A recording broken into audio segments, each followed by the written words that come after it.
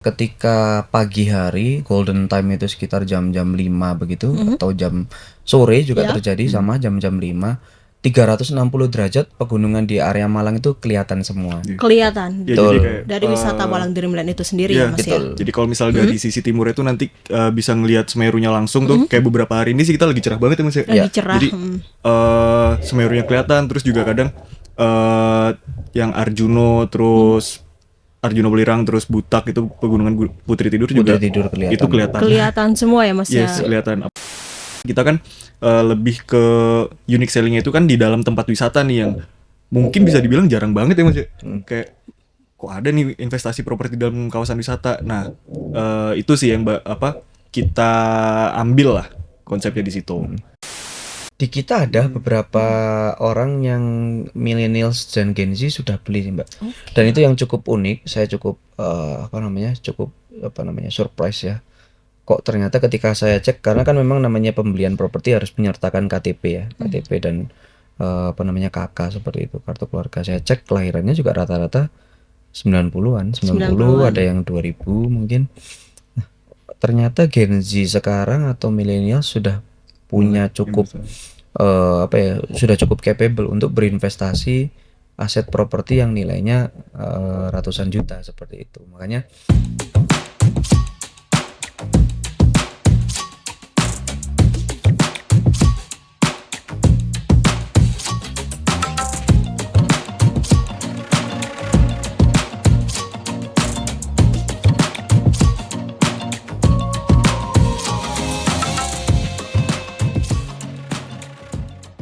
Halo Tribuners, kembali lagi bersama saya Septiana Cahyani dalam podcast Malang Live. Dan episode kali ini kita akan membahas tentang wisata Malang Dreamland sekaligus investasi properti di kawasan wisata Malang Dreamland.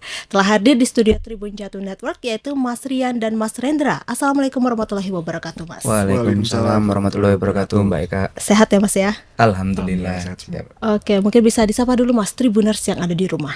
Halo Tribuners yang ada di rumah. Oke, baik. Terima kasih ya Mas Rian dan Mas Rendra atas waktu dan kesempatannya telah hadir di studio Tribun Jatuh Network ini. Jadi Tribuners, Mas Rian ini selaku General Manager Malang Dreamland ya Mas ya. Betul. Dan juga Mas Rendra ini selaku Marketing Malang Dreamland. Yes, betul. Oke, nah Mas, kalau misalkan di Malang, orang-orang itu mengetahui Malang itu identik dengan kawasan wisata ya Mas ya. Iya. Baik wisata alam maupun wisata buatannya. Oke, dan tak terkecuali kalau Malang Dreamland ini kan wisata baru ya Mas ya di Malang sendiri. Dan mungkin bisa dijelaskan konsep wisata dari Malang Dreamland. Ya, mungkin dari saya dulu ya, Ya. Mas Rendra ya. Ya. Nanti mungkin Mas Rendra bisa nyambung dan nambahin. Jadi kalau Malang Dreamland sendiri itu kalau dibilang tergolong baru juga ya antara baru dan enggak ya, karena sudah 1 tahun sebenarnya Mbak beroperasi. Jadi kita sudah running itu dari Februari 2023, jadi sudah hampir 1 tahun memang. Walaupun memang yang belum masyarakat ketahui bahwasannya statusnya sekarang itu masih soft opening.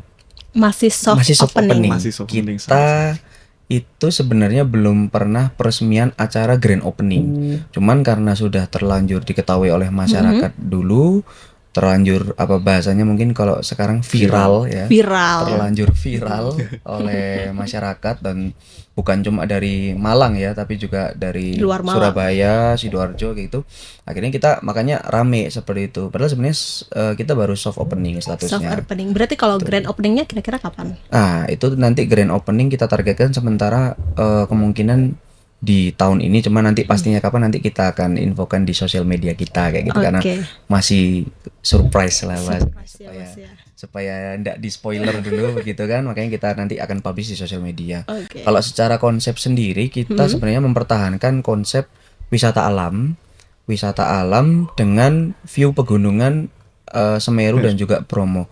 Bahkan dalam kondisi tertentu Mbak Eka, ketika pagi hari, golden time itu sekitar jam-jam 5 begitu, atau jam sore juga terjadi sama jam-jam 5, 360 derajat pegunungan di area Malang itu kelihatan semua. Kelihatan Ya, jadi kayak dari wisata Malang Dreamland itu sendiri ya Mas ya. Jadi kalau misal dari sisi timur itu nanti bisa ngelihat Semerunya langsung tuh. Kayak beberapa hari ini sih kita lagi cerah banget ya Mas ya. Lagi cerah. Jadi Semerunya kelihatan, terus juga kadang yang Arjuno, terus Arjuna Welirang terus Butak itu pegunungan Putri Tidur juga Putri Tidur kelihatan. itu kelihatan. Kelihatan semua ya Mas ya. Yes, kelihatan. Apalagi dari view ini sih, bener-bener yang kelihatan banget tuh biasanya view dari Seluncuran. atas. Seluncuran. Pas kita udah di atas tuh, wah 360 banget. Oke. Dapat Iya. view-nya. Berarti kita bisa melihat semua pegunungan yang ada di Malang Raya ini ya Iya, Mas ya, betul, di Malang Dreamland. Betul, karena kan Malang memang sejatinya kan dikelilingi oleh beberapa gunung kan. Kalau kita bergerak ke arah utara itu nanti ada Arjuna, Welirang, ke arah selatan itu nanti kelihatan deretan Gunung Putri Tidur atau Gunung Kawi, Butak sama Paderman. Ke timur kelihatan ada Gunung Semeru dan juga deretan Bromo seperti itu. Makanya kita value utamanya adalah tetap mempertahankan konsep kawasan wisata alam Wisata alam. ya yang ramah bagi keluarga Yang atau ramah family, bagi seperti keluarga. itu. Oke, dan biasanya kan kalau misalkan rata-rata ya Mas ya, wisata itu kan ada di Kota Batu ya Mas ya. Kota Batu, Kota Malang. Nah, ini kenapa sih mengambil lokasi di Kecamatan Poncokusumo, Kabupaten Malang yang jauh dari Kota Malang dan juga Kota Batu ini Mas? Iya. Kalau dibilang jauh, nah mungkin orang kurang familiar ya dengan area kami Poncokusumo, karena memang yang terkenal daerah Poncokusumo mungkin Bromo. Bromo Ya, ya. orang sering sebut biasanya Bromo via Tumpang atau via Poncokusumo. Cuman yang jadi titik poin kenapa kami memilih lokasi tersebut adalah dulu ada salah satu wisata yang cukup punya nama juga, cukup punya nama di Jawa Timur bahkan di Indonesia. Itu juga sempat menyorot lokasi yang hampir sama dengan kami, Mbak. Cuman alhamdulillahnya yang dapat lahannya duluan itu Malang Dreamland, sehingga akhirnya kita bangun duluan. Nah, kenapa kok wisata yang punya nama ini sampai memilih lokasi tersebut? Artinya pasti lokasi ini potensi. Potensi untuk kedepannya ya Mas Betul, ya. nggak mungkin, karena nggak mungkin wisata sebesar ini mau memilih lokasi tersebut. Makanya saya waktu itu juga ikut dalam survei lahan juga. Wah, ini duluan sama wisata A ini kayak gitu nih. Karena wisata A ini juga potensi dan memang pengembangannya sudah kemana-mana luar biasa kayak gitu. Nah, kok sampai menyorot lokasi Malang Timur ini Poncokusumo, berarti kan artinya lokasi ini potensi begitu. Itu satu. Yang kedua, kalau saya lihat, saya kan kebetulan tinggal di Daum, Mbak, perbatasan antara Malang sama Kota Batu. Iya, Malang sama Batu. Ketika saya mau ke kantor itu saya kadang-kadang kalau lagi buru-buru lewat tol. Jadi masuknya tol Singosari, keluarnya tol Pakis. Cuma sedikit aja mempersingkat perjalanan, cuman lumayan 10 menit terpangkas karena kita lewat tol. Ketika weekend saya masuk dari tol Singosari menuju tol Pakis. Ketika Sabtu atau Minggu, bahkan ketika weekend atau high season itu saya lihat puluhan mobil bahkan ratusan mobil itu selalu berantri untuk keluar dari tol yang kita ketahui bersama pasti tujuannya adalah ke Batu. Ke Batu. Dan orang pasti juga ya namanya wisata ya, pasti kan udah didahului dengan macet-macetan gitu kan, vibes-nya, mood-nya sudah beda tuh pasti tuh. Makanya orang ketika kami riset pun juga menyampaikan pingin cari wisata alternatif selain ke Batu terus. Ke Batu, iya. Makanya sekarang pengembangan di Kota Malang itu kan luar biasa. Pengembangan di Malang Timur alhamdulillah cukup luar biasa, dan yang lagi santer juga adalah Malang Selatan. Malang Selatan. Betul, Malang Pantai-pantai Selatan. hasilnya Betul. kan Mas ya. Betul, kita ketahui bersama pantai di sana banyak, punya nama semua, dan JLS itu sudah dibagusin luar biasa. Makanya itu adalah solusi alternatif untuk memecah keramaian atau fokus wisata orang Surabaya, Sidoarjo tidak cuma ke Batu saja, tapi ke timur dan juga ke selatan. Seperti itu. Ternyata mungkin di Mbak Eka. Poncokusumo ada loh wisata menarik, yaitu Malang Dreamland gitu ya Mas ya. Betul. Oke, dan kalau wisata Malang Dreamland ini kan letaknya di Poncokusumo ya Mas ya. Orang-orang yang tadi ada yang belum mengetahui, ada yang sudah mengetahui gitu kan Mas ya. Lantas bagaimana sih Mas strategi marketing yang dilakukan pihak Malang Dreamland untuk menarik minat pengunjung? Nah, kalau strategi marketing ini kayaknya Mas Rendra ini. Iya kan, Mas Rendra marketing, selaku ya. marketing Malang Dreamland ya Mas ya. Strategi marketingnya sendiri sih biasanya bakal kita lihat pasarnya dulu sih Mbak. Oke. Jadi kayak misalnya biasanya sih bakal kulis dulu, oh kita pasar untuk mahasiswa, terus misalnya untuk keluarga, untuk mungkin juga kayak misalnya ada juga kan nggak menutup kemungkinan rombongan-rombongan yang Bis-bis gitu bis-bis kan. kayak gitu, itu juga kita kita breakdown kayak misalnya, oh dengan pasar-pasar kayak gini bisa nggak ya kita masuk ke ke targetnya mereka nih sebagai tempat liburan. Nah ketika udah kayak gitu biasanya sih bakal kita pakai influencer ya Mas ya. Oh, Jadi influencer buat iya, promosi buat gitu promosi. Selain influencer juga kita biasanya bakal ada inilah ajakan-ajakan atau konten internal dari kita yang kita publish kayak gitu. Itu sih. Dan di influencer juga kita sangat ngaruh sih bisa dibilang, kayak ada ya Mas ya kemarin tuh yang kita pakai salah satu influencer yang menurut kita masih oke, masih apa ya, masih ngawang-ngawang lah ngelihatnya. Terus pas ternyata terkena influencer itu boom. Boom, langsung booming ya. Langsung Malang boom. Dreamland. Waduh. Kadang-kadang memang viral itu datang dari influencer yang tak terduga-duga. Yang tak terduga ya, Ya, Mas ya. secara prinsip tidak selalu bahwasannya influencer dengan followers besar itu akan mendatangkan impact yang besar juga. Belum tentu. Belum tentu ya, Karena Mas ya. algoritma Instagram sekarang kan luar biasa. Makanya kita juga kemarin alhamdulillah banget dapat influencer yang ternyata sebenarnya mungkin kalau nama ndak sebesar itu juga, tapi ternyata cukup memviralkan dan mendatangkan banyak wisatawan seperti Wisatawan. itu. Ya, karena kan ya balik lagi seperti yang tadi dibahas sama Mbak Eka adalah hidden gem. Justru sekarang hidden gem itu menjadi value kalau menurut saya ya, karena orang sudah biasa mendatangi lokasi yang emang kita sudah tahu lokasinya di sana. Tapi justru penasaran ketika ini di mana sih? Ini di mana sih? Lewat mana sih sebenarnya? Nah, jadi orang sekarang itu agak bergeser. Wisata itu bukan cuma tujuannya saja berwisata, tapi mereka juga menikmati exploringnya, Yes. perjalanan menuju ke sana, Perjalanannya. mencari jalannya itu juga saya rasa menjadi value tambahan. Ya, kadang di perjalanan tuh kita melihat pemandangan yang luar biasa indahnya ya, Mas ya. Betul. Nah, itu yang kadang-kadang orang ada dikit langsung begini Foto, nih. iya. Ya, Langsung ada ambil HP, upload TikTok, betul. upload IG. Dalam perjalanan pun sekarang rata-rata kalau orang wisata didokumentasi kan, Iya, ada dokumentasi. kalau goncengan gitu dari spion gitu ya kan, kalau naik mobil dari setir gitu iya. pasti didokumentasi. Makanya Didokumentasikan. apa namanya menjadi value sih hidden gem itu justru gitu. Oke, dan kalau kita lihat ya Mas ya, dan ini mungkin salah satu podcast di Tribun juga menjadi salah satu strategi marketing juga kan Mas ya. Bisa jadi. Betul.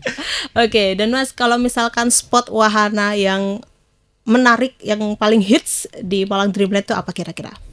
Ya, kalau di Malang Dreamland, mungkin sebelumnya saya jelaskan dulu untuk pemilihan wahana di kita itu akan selalu memilih wahana yang beda.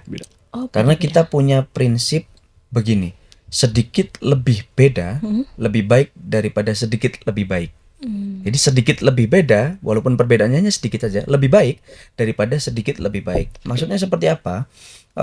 Contoh, kami punya wahana itu seluncuran pelangi atau rainbow slide yang orang kenal. Nah, itu sebenarnya bukan yang pertama di Jawa Timur, bukan juga yang pertama di Indonesia, tapi di Jawa Timur kita yang paling panjang.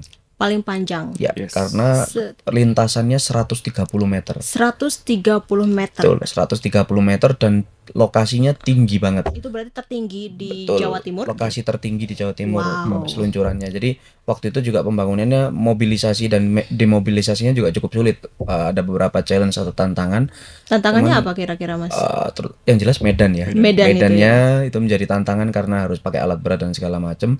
Cuman alhamdulillahnya bisa terrealisasi, seluncuran pelangi terpanjang dan lokasi tertinggi di Jawa Timur kayak gitu. Walaupun sebenarnya sudah ada ya, kalau saya tidak salah di beberapa tempat wisata itu seluncuran pelangi. Cuman panjangnya ya cuma 50 meter Iya. atau sekian meter, ketinggiannya juga normal, tapi kita akan bikin sesuatu yang pasti sedikit berbeda. Iya. Betul. Dan ini terpanjang dan tertinggi di Jawa Timur Lokasinya ya Mas. tertinggi di Jawa Dan Timur. ini kalau misalkan peluncuran pelangi ya Mas ya. Seluncuran pelangi. Seluncuran pelangi ini untuk semua usia kah? Semua usia bisa, mulai dari anak-anak. Usia?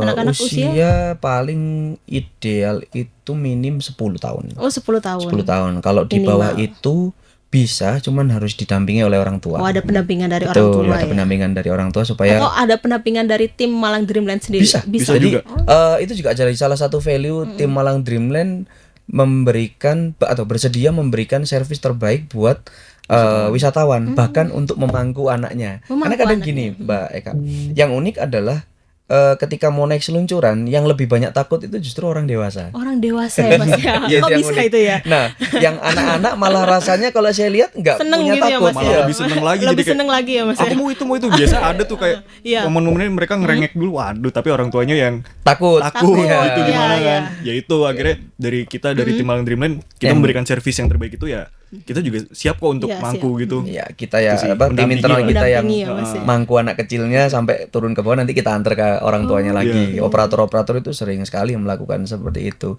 Dan juga mungkin karena anak-anak mungkin nggak tahu apa ya, takut lah ya, nggak tahu takut tinggi atau apa, karena mereka nggak tahu bahayanya juga kan. Iya. Jadi ya hayu aja, gas aja. Bahkan kita sempat bikin program itu sekali Terusan bayar, satu kali bayar seluncuran sepuasnya. Sepuasnya. Itu yang rata-rata pakai promo tersebut adalah anak-anak. Anak-anak. Dan ketika ngobrol sama saya itu bisa ngomong, aku habis meluncur 20 kali. 20 kali. 20 Jadi, kali. Dengan paket itu kan Iya. pada itu kita bikinnya terusan ekonomis namanya yang seluncuran sepuasnya. Itu anak-anak itu ya udah itu naik terus ya meskipun untuk kita gitu ya Iya. untuk yang dewasa juga mikirnya, wih effort banget ya naiknya nih, udah naik setinggi itu terus meluncur lagi terus naik lagi. Padahal lintasannya panjang, Lintasannya 130 meter. panjang. Panjang ya, tinggi. Berarti kan harus jalan dulu tuh, Iya, ya, jalan naik dulu. lagi. Iya, naik Kita lagi. juga kadang mikir, wah mantap sih anaknya. Anak kecil Gitu. gila sih. Gokil mereka. Ya, kadang anak kecil tuh gak ada rasa takut-takutnya gitu Rasa dan penasaran takut, kalau iya. anak kecil Betul, itu. rasa takut gak ada, rasa capek juga gak ada. Iya. Kecuali sampai memang waktunya sudah maghrib, nah itu mulai ngantuk-ngantuk tuh biasanya Ngantuk dan tuh. suruh pulang. Orang tuanya yang masih harus nyetir gitu kan. Nah, Iya. tadi selain seluncuran, wahana yang unik juga kita kemarin baru launching ya Mas Rendra ya, mungkin kisaran bulan Februari, wahana yang kita sebut namanya Keranjang Sultan. Keranjang Sultan. Kenapa Yes. dinamakan Keranjang Sultan, Mas? Apakah ketika kita naik di situ langsung menjadi sultan gitu, Mas? Soalnya kan kita duduk udah kayak sultan aja begini. Jadi kalau Keranjang Sultan itu secara konsep mungkin orang hanya cukup duduk santai. Nah, kita pakai seling ya. Jadi seling dari baja gitu. Selingnya yang bergerak untuk menggeret orang sepanjang 200 meter duduk di atas keranjang dari ujung barat ke ujung timur seperti itu. Jadi semacam duduk di atas kursi keranjang ndak nempel tanah. Gue gak Jadi makanya disebutnya kayak sultan gitu Sultan. kan. Sultan. Yang Oh, aja. iya, ya, tinggal benar, duduk benar. aja, Tinggal bergerak duduk. sendiri Iya. nanti. Iya. Nah itu. Ya, itu pun kayaknya saya bisa pastikan insya Allah merupakan wahana pertama di Jawa Timur, Keranjang Itu, Sultan di Keranjang Malang. Sultan Ya, itu. Yes. karena ketika saya survei atau riset pun saya harus ke Jawa Barat waktu itu. Oh, ke Mbak. Jawa Barat. Betul, Iya. ke daerah Sukabumi dan Ciwidey. Itu belum ada. Di Jawa Barat sudah ada. Oh, Di sudah Sukabumi, ada. di Ciwidey itu sudah ada. Saya lihat bisa nih kayaknya Di diadaptasi. Jawa Timur. Di Jawa Timur. Berarti di Jawa Timur nih Keranjang Sultan merupakan satu-satunya ya, Mas ya di Betul. Jawa Timur. Di Mas, Malang ya. Dreamland itu satu-satunya kayak gitu. Dan kemarin ternyata cukup viral juga Yes. oleh artis luar negeri namanya Will Smith.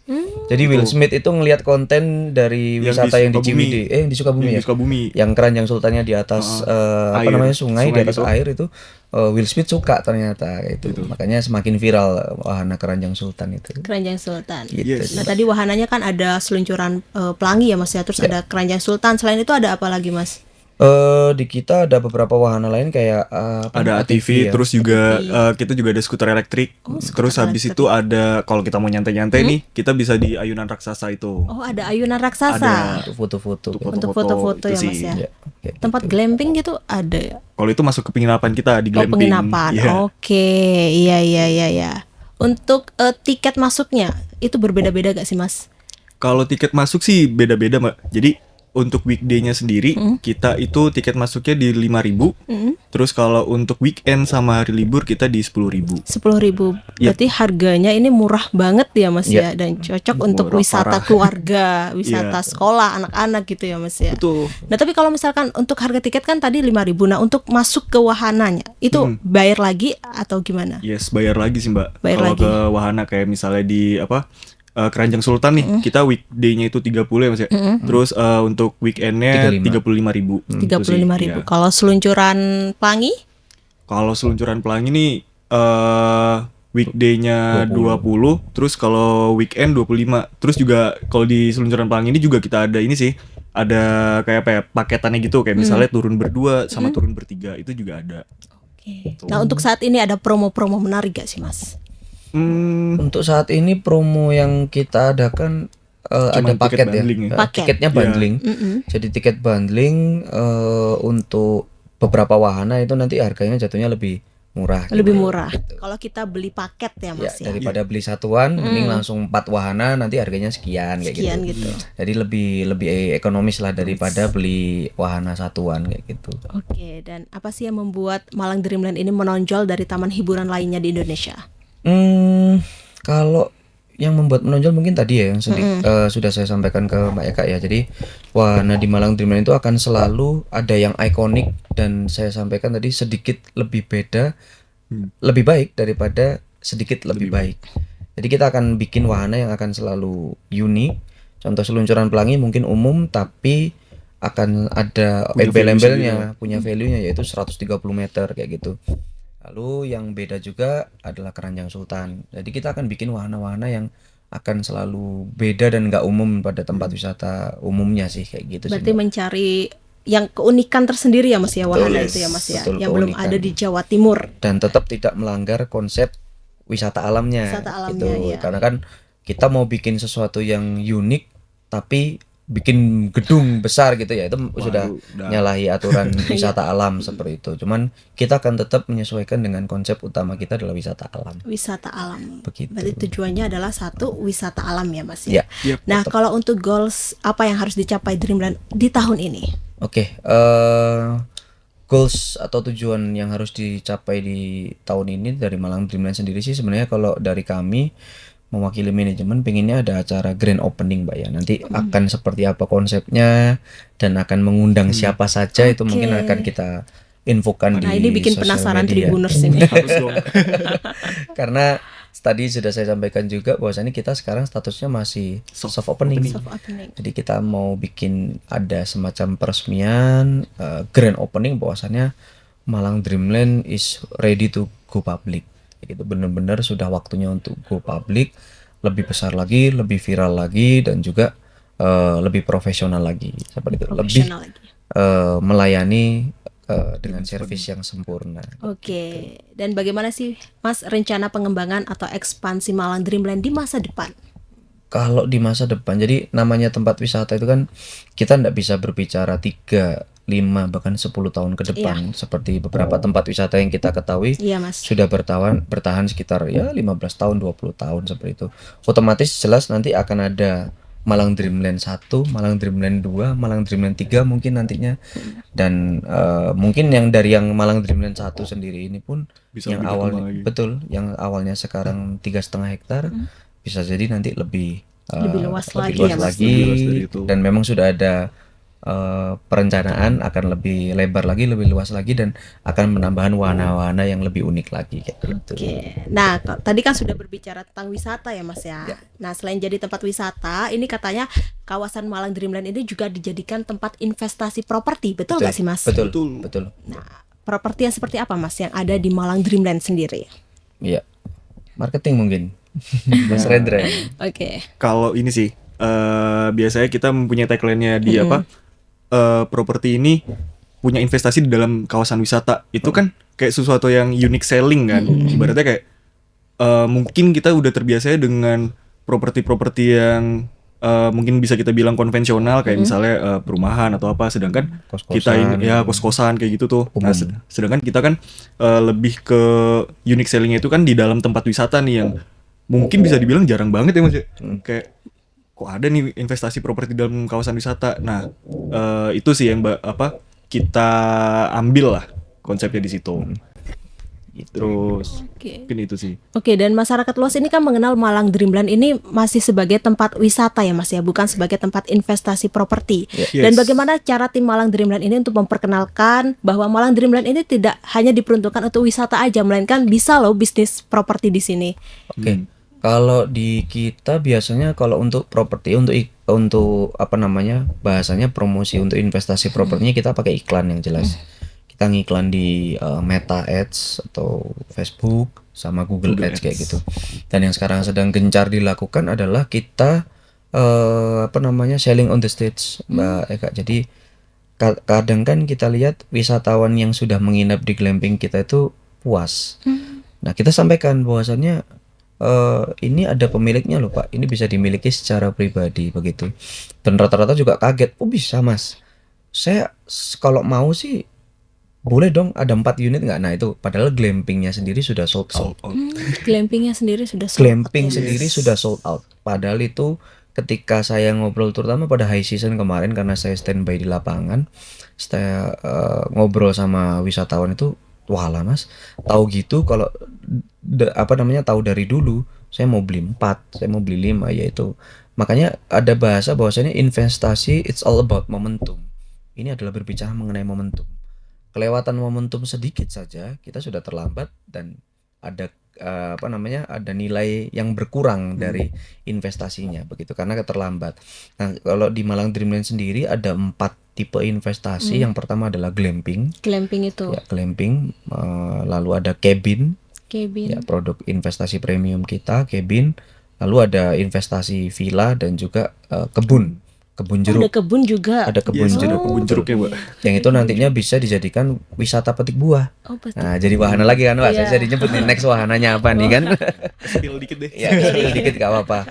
Walaupun nantinya kebun jeruk itu juga akan mendatangkan income dari pengelolaan kebun jeruk, dari tiket masuk wahana dan lain-lain. Jadi akan menjadi aset properti yang produktif bulanan bagi orang yang berinvestasi di kawasan wisata kami. Dan ini salah satu atau bahkan keunikan utama di Malang Dreamland adalah mungkin Tribuners atau orang-orang yang menyaksikan podcast ini bisa bisa searching ya atau bisa browsing. Kayaknya sepengetahuan saya di Jawa Timur jarang sekali wisata yang aset di dalamnya itu bisa dimiliki secara pribadi Oh, gitu. Karena dulu mungkin orang hanya bisa masuk ke tempat wisata terus ngeliat contoh di Batu itu ada tempat wisata yang banyak kebun bunganya. Saya pengen Rek punya kebun bunga seperti ini. Ada beberapa villa itu. Saya pengen Rek punya villa seperti ini. Dulu itu hanya mimpi. Nah, kalau di Malang Dreamland mimpi itu bisa terrealisasi. bisa menjadi nyata. Betul, makanya namanya Malang Dreamland. Di mana orang bisa bahasanya punya tempat wisata sendiri. Karena kan nggak salah juga sudah invest di dalamnya. Berarti bisa dibilang juga ya wisata ini sebagian kecil adalah miliknya. Milik kita juga Betul, gitu ya, Mas ya. betul. Jadi bisa dimiliki secara bersama-sama. Jadi ada 4 tipe investasi, glamping Cabin. yang sudah sold out ya, glamping. Oh, berarti Terus yang ada tadi yang apa? Glamping itu udah sold. sold out. Sudah sold out. Ya, Jadi glamping 8 unit sold itu out. sudah sold out. Oke, itu investornya dari mana aja? Kalau investor kebanyakan macam-macam sih. dari Malang, Sidoarjo, Surabaya. Yang paling utama itu dari 3 Kota-kota kota. besar gitu ya, Ya. Mas ya. Yap. Malang. Tapi nggak menutup kemungkinan juga kemarin ada yang beli cabin itu ke Malang hanya untuk survei dan beli. Survei dan beli. Tidak ada tujuan lain. Jauh-jauh dari Balikpapan, Balikpapan. dari Bandara Sepinggan dan ke Juanda, sewa mobil dan segala macam. Dan itu sudah bawa uang ratusan juta dikresek gitu. Saya mau beli. Saya juga wah luar biasa orang-orang ini. Nah itu terbukti bahwasannya ya investor cerdas itu nggak akan menunda begitu karena momentum investasi itu kuncinya di momentum memang seperti itu sih Mbak Eka. Dan untuk harga sendiri, Mas, kira-kira berapa? Kalau harga di kita itu untuk cabin sekitaran ya 500-600 jutaan, 700 lah paling mahal. Ya, Oke. sekitar 700 jutaan. Dan bisa mendatangkan income yang lebih besar daripada investasi properti yang lain. Saya ambil contoh yang bisa banyak kamar yang biasanya disewakan untuk mahasiswa atau kita sebut rukos, makos kayak gitu, itu nilai investasinya besar sekali. Padahal income bulanannya kadang-kadang nggak seimbang dengan nilai investasi yang ditanamkan. Nah, perbedaannya dengan di Malang Dreamland, nilai investasinya mungkin masih ya sekitar 500-600, max 700, under 1M lah. Cuman bisa mendatangkan income yang sama menariknya dengan rumah kos, bahkan lebih ya mungkin. Yes, Kalau bahasa bisa. investasi itu ada ROI dan BEP itu jauh bisa di atasnya investasi properti yang lain seperti itu, Mbak Eka. Oke, dengan harga yang Ya, masih 700-an. ya masih 700 ya, Mas ya. Masih Dan under 1M kok. iya, masih di bawah 1M ya, Mas ya. Iya. Dan apakah ini investasi properti di Malang Dreamland ini cocok untuk Gen Z dan generasi milenial? Wah. Di kita ada beberapa orang yang millennials dan Gen Z sudah beli sih, Mbak. Dan itu yang cukup unik, saya cukup surprise ya. kok ternyata ketika saya cek, karena kan memang namanya pembelian properti harus menyertakan KTP ya, KTP dan apa namanya KK seperti itu, kartu keluarga. Saya cek kelahirannya juga rata-rata 90-an, 90, 90-an. ada yang 2000 mungkin. Ternyata Gen Z sekarang atau milenial sudah punya cukup apa ya, sudah cukup capable untuk berinvestasi aset properti yang nilainya ratusan juta seperti itu. Makanya saya juga cukup kaget sih ketika melihat data-data dirinya orang-orang yang sudah beli di Malang Dreamland seperti itu. Nah itu ternyata walaupun tidak banyak ya, Iya. tetap yang banyak Ada beberapa ya, Mas, iya, ya? teman ada beberapa. Yang dominan memang tetap usia 40 ke atas lah. Ke atas. Oke, dan ini sistem apa pembayarannya nih berbasis syariah ya? Betul. Syariah. Betul. Oke, kenapa, Mas? eh kita menggunakan konsep properti syariah ini karena sudah banyak sekali orang ketika ingin membeli properti itu harus berhutang dengan bank, Iya. yang dimana kadang-kadang ya ini mengenai pilihan masing-masing ya. Cuman kalau saya lihat banyak yang mengeluhkan mengenai adanya bunga di Bunga, perbankan. jadinya jadi riba ya, Mas, Betul, ya? betul, itu yang disebut apa namanya riba. Dan juga ada denda ketika keterlambatan pembayaran. Lalu kalau misalnya ada kemacetan di proses angsuran atau mencicil unitnya, biasanya ada risiko untuk penyitaan. Penyitaan. Nah, di properti syariah hal-hal seperti itu tidak ada. Mau terlambat pembayaran ya tinggal nanti dikonfirmasi saja. Nanti kalau misalnya terlambat 2 bulan ya tinggal dibayarnya double seperti itu. Oke, double. Dan kalau misalnya angsuran maupun cash harganya itu juga relatifnya sama. Jadi angsurannya flat nantinya. Kalau di properti umumnya itu kan kadang angsuran misal 15 tahun Mbak Eka ya. Itu nanti tahun pertama, tahun kedua itu bisa saja angsurannya 3 juta atau 3.500.000 asumsinya seperti itu. Nanti di tahun ke-10 itu bisa tiba-tiba naik angsurannya jadi 3.800.000 atau bahkan 4 juta karena kan namanya perbankan ngikutin suku bunga berdasarkan inflasi. Makanya properti syariah itu disebut kebal terhadap inflasi karena kita nggak ngikutin inflasi tersebut, nggak ngikutin suku bunga. Kalau sudah akad di awal harganya 400 juta, DP-nya 100, sisanya 300 jutanya diangsur selama 60 bulan atau 5 tahun, ketemunya anggap aja 3 juta, ya sudah akan 3 juta dari awal sampai akhir. Nggak ada tuh embel-embel naik di tengah jalan, nggak ada. Itu kalau keunggulan dari properti syariah. Di lain sisi juga nggak perlu ada BI checking. Kadang ada orang yang terkendala mau beli properti karena sudah ada blacklist, misal pernah macet kartu kreditnya seperti itu. Nah kalau dicek di perbankan nggak di ACC itu biasanya. Jadi nggak bisa beli properti. Tapi kalau di kami nggak, kita sudah berakad, kita sama-sama trust, sudah sama-sama oke untuk beli propertinya, sudah berakad, ada tanda tangan materai, paling kita cek di slip gaji bulanan kayak gitu, udah nggak perlu ada BI checking, bisa langsung beli di Malang Dreamland kayak gitu. Oke, ini menarik banget ini prosesnya secara syariah ya, Mas ya. Mungkin bisa dikasih tips cara berinvestasi properti tanpa riba kepada Tribuners yang ada di rumah. Satu yang jelas untuk investasi properti tanpa riba, kadang orang masih bingung ini Mbak Eka, membedakan antara keterlibatan bank sebagai pendanaan dan juga keterlibatan bank sebagai media transfer. Kadang yang lucu itu ada investor yang nanya ke saya, lah ini tanpa bank, tapi bayarnya masih pakai bank. Nah itu ada kekeliruan mindset bahwasannya ini bank sebagai media transfer. Artinya tidak ada bedanya bank dengan koper, hanya untuk mendeliver money atau mengantarkan uang. Nah kalau yang di konsep properti konvensional atau pada umumnya itu kan sebenarnya orang mau invest harga 500 juta, tapi nggak punya duit 500 juta sehingga pinjam dana bank. Adanya duit cuma 100 nih, 100 juta gimana ya? Akhirnya ada pihak ketiganya bank. Jadi orangnya bayar DP-nya ke bank, nanti ngangsurkannya ke bank. Nah, si developernya sudah dilunasi dulu sama bank karena developer juga nggak mau dong dicicil. Biasanya umumnya seperti itu konvensional. Nah, sama orang-orang investor yang mungkin masih agak awam itu disamakan antara bank sebagai media transfer sama bank sebagai pendanaan. Padahal berbeda.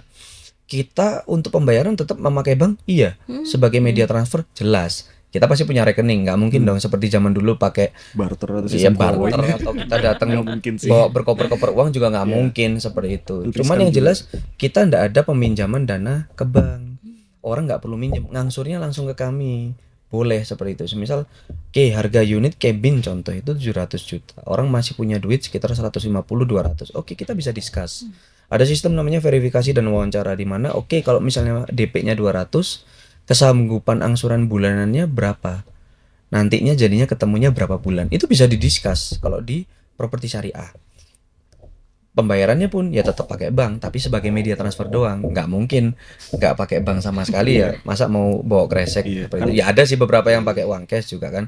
Cuman efektivitas kan lebih tinggi kalau pakai bank, pakai transfer seperti itu transfer. daripada kemana-mana harus bawa duit, resiko juga kan Iya, di jalan resiko kayak berarti gitu. bank ini cuma sebagai media, Media aja, transfer. media. Ya, itu kadang-kadang ada transfer. kekeliruan mindset di investor. Kadang ada yang nanya ya Mas Rendra ya ini apa mana properti syariah masih pakai bank? Iya. Kita nggak pakai bank. Padahal banknya yang dimaksud yang riba itu adalah ketika kita pinjam uang dari dari bank bank. untuk Ada melunasi iya, development terus dan ada ada bunganya itu Betul. tadi. Bukan pakai sebagai media transfer dong. Oke. Terima kasih Mas Rian dan Siap. Mas Rendra atas Sama-sama, waktu dan Mbak kesempatannya Rika. telah hadir di studio Tribun Jatim Network ini. Ya. Ya. Baik Tribuners, sampai di sini dulu perjumpaan saya kali ini. Saya Septiana Cahyani dan Mas Rian. Rendra. pamit undur diri dan sampai jumpa kembali lagi dalam podcast Malang Live episode berikutnya. Dadah. Dadah. Download Tribun X sekarang. Menghadirkan lokal menjadi Indonesia.